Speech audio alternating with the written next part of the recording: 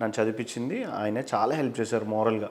ఒకసారి నేను సూసైడ్ చేసుకుంటే కూడా వాళ్ళ ఇంట్లో వాళ్ళందరూ చాలా హెల్ప్ చేశారు నాకు మాట్లాడి, అంటే నేను చచ్చిపోవాలనుకున్నప్పుడు. ఎందుకు అట్లా ఆ సిచ్యువేషన్ ఇంత బాగా మాట్లాడే కోసం అలాంటి అంటే అప్పుడున్న నాకుండే ట్రబుల్స్ కానీ అవన్నీ బట్టి చిన్న వయసులో ఏదో మిస్టేక్ థాట్లో నేను చనిపోవాలనుకున్నప్పుడు ఆయన పర్సనల్ ఫోన్ నెంబర్ నుంచి నాకు ఫోన్ చేసి జగన్ గారు ఆయన అనిల్ అంటే వాళ్ళ సిస్టర్ షర్మిల గారు వాళ్ళ హస్బెండ్ అందరూ ఫోన్ చేసి నీట్గా మాట్లాడి నన్ను పిలిపించుకొని దగ్గరుండి నువ్వు మంచి స్టేజ్కి వెళ్తావు లైఫ్లో అని వాళ్ళు 2011లో చెప్పారు. 2011 లో చెప్తే నేను ఇప్పుడు ఈరోజు నిజంగానే మంచి స్టేజ్కి వచ్చాను దేవుడి దయ. సో నెక్స్ట్ ఏంటి, ఎలా ఎలా మీ తెలుగు టీ టాక్స్ని అప్డేట్ చేద్దాం అనుకుంటున్నారు? అంటే చాలా మంది డిజిటల్లో మీకు ఫ్యామిలీ అయిపోయారు. మీరు ఇంట్రడక్షన్ చెప్పినట్టు హలో ఫ్యామిలీ లాగా అందరూ ఫ్యామిలీ అయిపోయారు, మంచిగా కమెంట్స్ పెడుతున్నారు.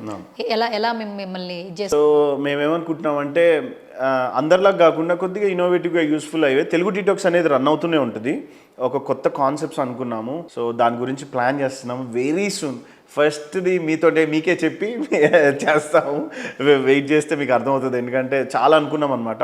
దాంట్లో కొన్ని సెలెక్ట్ చేసుకొని ఎలా అయితే తెలుగు టీటాక్స్ని హిట్ చేసామో అవి కూడా అలాగే చేద్దాం. ఫస్ట్ నాకే చెప్తావా?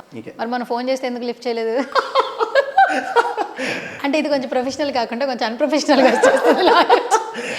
అప్పుడప్పుడు దొరికితే ఇరికిచ్చేసేయాలి కదా. చూసి ఏం చేసావు? ఫోన్ ఎందుకు లిఫ్ట్ చేయలేదు? నైట్ ఫోన్ చేద్దాంలే అనుకోండి, ఎమర్జెన్సీ అయితే మెసేజ్ పెడతావు కదా.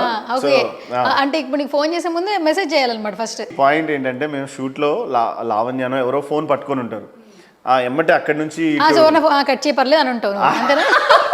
అనుకోలేదు, సువర్ణ అయితే ఆగుతుంది, సాయంత్రం ఫోన్ చేద్దాం అనుకున్నాను, అంత క్లోజ్ కాబట్టి. అందుకే ఫస్ట్ చెప్దాం అనుకుని ఫోన్ కూడా లిఫ్ట్ చేయవు కదా. చూద్దాం తర్వాత కూడా అదేం లేదు, ఇవాళ నుంచి కౌంట్ చేస్తా అయితే. అంటే మళ్ళీ మనం ఇంటర్వ్యూలు చేస్తూ ఉంటాం కాబట్టి నెక్స్ట్ ఇంటర్వ్యూలు ఖచ్చితంగా నీకు పంచులు రెడీగా ఉంటాయి. ఓకే, సో ఇంకొకటి ఏంటంటే బేసికల్గా ఫస్ట్ టైం నేను ఇంటర్వ్యూ చేసినప్పుడు ఒక తెలుగు టీ టాక్స్ ఒక యూట్యూబ్ ఛానల్ ద్వారా ఎంతోమందికి హెల్ప్ చేస్తున్నాను. నిజంగా ఎక్కడెక్కడ ఏరియాస్ ఉన్నాయో చూపిస్తూ ఉన్నాం. అది పక్కన పెడితే అపార్ట్ ఫ్రమ్ దట్ నీ లైఫ్లో జరిగిన కొన్ని సిచ్యువేషన్స్ చూస్తే చాలా మందికి మోటివేషన్గా కనిపిస్తుంటాను నాకు ఇప్పటికీ. ఏదైనా నేను డల్లో ఉన్నప్పుడు ఫోన్ చేసి ఆ కుసుమ మాట్లాడుతూ నేను కూడా ఫోన్ చేస్తూ ఉంటా. సో కొంచెం ఎంగేజింగ్ చేస్తుంటాను నిజంగా మనుషుల్ని మాత్రం. అండ్ ఆర్ఫనైజ్ ఎట్లా ఉంది? ఫస్ట్ పర్ఫెక్ట్, బాగుంది. 1 year అయిపోయింది. ఈ మంత్లోనే 1 year అయ్యింది. వాళ్ళ కోసం మేము ఏం చేస్తున్నామంటే, అంటే చిన్నగా అయిపోయింది ఇప్పుడు ఆ ప్లేస్. సో సంగారెడ్డి ఆ ఏరియాలో ఒక ప్లేస్ చూస్తున్నాము. అంటే ఇప్పుడు నేను ఒక దాంట్లో ఒక భాగము వేరే వాళ్ళతో కూడా టైఅప్ అయి ఉన్నాం కాబట్టి వాళ్ళు ఒక పెద్ద ప్లేస్లో ఆ పిల్లలందరినీ షిఫ్ట్ చేయాలని ఆ ప్లాన్లో ఉన్నాం ఇప్పుడు. సో స్కూల్స్, కాలేజెస్ వీళ్ళని చేర్చుకోవట్లేదు. సో మేమే ఏం చేస్తున్నామంటే ఒక స్కూల్ లాగా క్రియేట్ చేసి ఇలాంటి అనాథ పిల్లలకి హెల్ప్ చేయాలనేది ఉద్దేశంతో కూడా కొద్దిగా పెద్ద ప్లేస్లో ప్లాన్ చేస్తున్నాం. ఇప్పుడు ఎంతమంది పిల్లలు? 11 members ఉన్నారు. ఓన్లీ ఆడపిల్లలు. మగపిల్లలు అంటే వాళ్ళ తమ్ముళ్ళో చెల్లెల్లో ఉంటారు కాబట్టి సో వాళ్ళు ఉన్నారు అంతే. నువ్వు చాలా మంది బయట కూడా ఇబ్బంది పడి, అంటే ఆడపిల్లలు కొంతమంది ఇబ్బంది పడిన ఆడపిల్లని లైక్ వాళ్ళ మీద అటాక్ చేసిన ఆడపిల్లల్ని కూడా తీసుకొచ్చి నువ్వు చూస్తున్నావని కూడా విన్నా. ఆ సిచ్యువేషన్స్ ఏమైనా షేర్ చేస్తావు? మాకు తెలిసింది ఏంటంటే ఒకసారి ఒక అమ్మాయిని వాళ్ళ ఇంట్లోనే రేప్ చేశారనేసి, వాళ్ళ ఫాదరే చేశాడు. అమ్మాయి పేరు చెప్పలేను. అమ్మాయి మన ఆర్ఫనేజ్లో ఉంది ఇప్పుడు. అమ్మాయితోటి ఏం మాట్లాడము ఆ టాపిక్, కానీ కౌన్సిలింగ్ కావాలంటే మాత్రం ఇచ్చి నీట్గా అమ్మాయిని ఒక బ్రదర్ లాగా నీట్గా అందరం ఫ్రెండ్స్ లాగే ఉంటాం మా ఇంట్లో. అందరూ ఇంకా అలవాటు అయిపోయారు.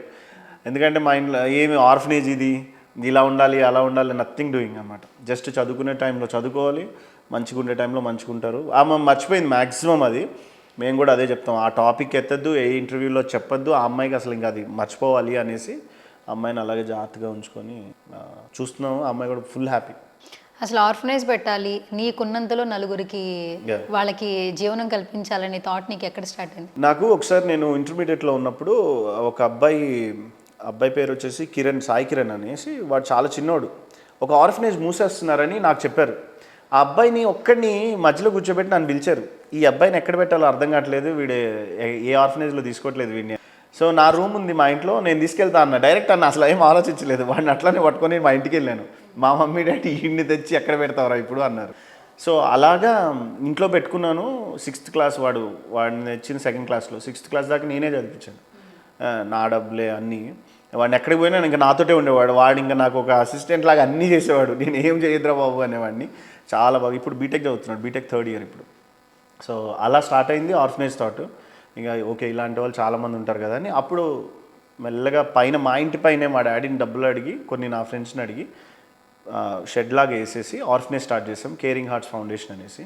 అది అప్పట్లో చాలా సెన్సేషన్, అన్ని యూట్యూబ్ ఛానల్స్ అంటే ఐ మీన్ టీవీ ఛానల్స్ కానీ శాటిలైట్ ఛానల్స్ అన్ని ఇంటర్వ్యూస్ చేశారు.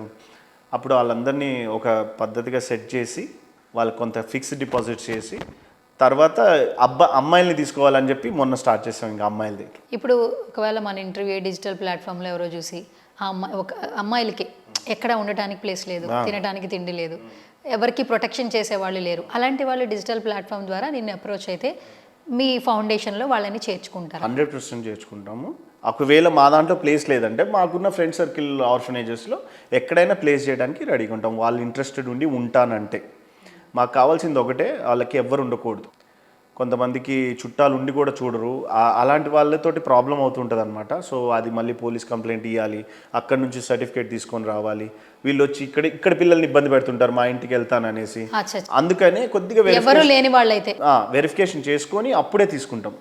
ఎవరిని పడితే ఆ స్టోరీ నమ్మేసి తీసుకోము, ఎందుకంటే చాలా బ్యాడ్ ఎక్స్పీరియన్సెస్ నా లైఫ్లో ఆ ఆడపిల్లలతో జరిగినాయి అనమాట. ఆర్ఫనేజ్ బ్యాడ్ ఎక్స్పీరియన్స్ అంటే ఎట్లా? సపోజ్ అబద్ధం చెప్తారు సింపుల్గా, నాకు ఎవరు లేరు అన్నయ్య నేను వచ్చేస్తాను ట్యూషన్ చెప్తాను వీళ్ళకి అది ఇది అనేసి నమ్మేసి పెట్టుకుంటాము. తర్వాత ఒక 2-3 months తర్వాత వాళ్ళ పేరెంట్స్ ఎవరు వచ్చారు, ఇట్లా పారిపోయింది, మీరు ఎలా నమ్మారు, కొద్దిగా చూసుకోవాలి కదా అనేసి అంటారు.